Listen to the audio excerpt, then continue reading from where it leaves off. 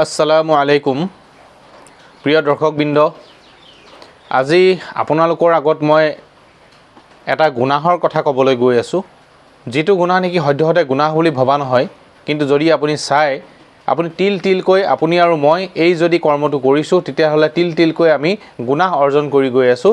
বছৰটোত আমি কিমান গুনাহ অজানিতে অৰ্জন কৰিলোঁ, ইয়াৰ কোনো সীমা সংখ্যা নাই।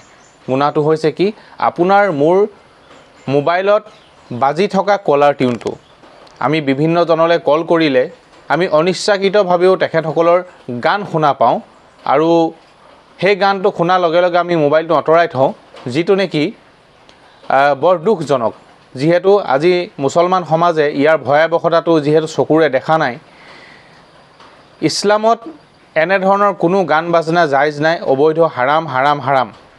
ইয়াৰ পিছত যিসকলে এই হাৰামক একেবাৰে কাণসাৰ নকৰাকৈ নিজৰ মোবাইলত ৰিংটোন আৰু আপোনাৰ কলাৰ টিউন হিচাপে তাক ব্যৱহাৰ কৰিছে, আৰু এজন মানুহে আপোনালৈ ফোন কৰিছে, তেখেতৰ ইচ্ছা নাথাকিলেও সেই কলটো কিন্তু আপোনাৰ গানটো কিন্তু তেওঁ শুনিবলগীয়া হৈছে বা আপুনি তেওঁ শুনাই আছে।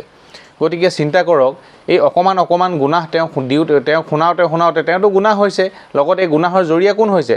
আপুনি হৈছে, কাৰণ আপোনাৰ মোবাইলত বাজি আছে। গতিকে এনেকৈ অকণমান গুনাহ কৰোঁতে কিমান এটা সি ডাঙৰ গুনাহৰ পাহাৰ পৰ্বত বনি যাব, আৰু শেষত গৈ পেলাই কি হ'ব, আমি সেইটো ভাবিবই নোৱাৰিম যে আমি এনেকৈও এটা গুনাহ আমি অৰ্জন কৰি আছোঁ বুলি।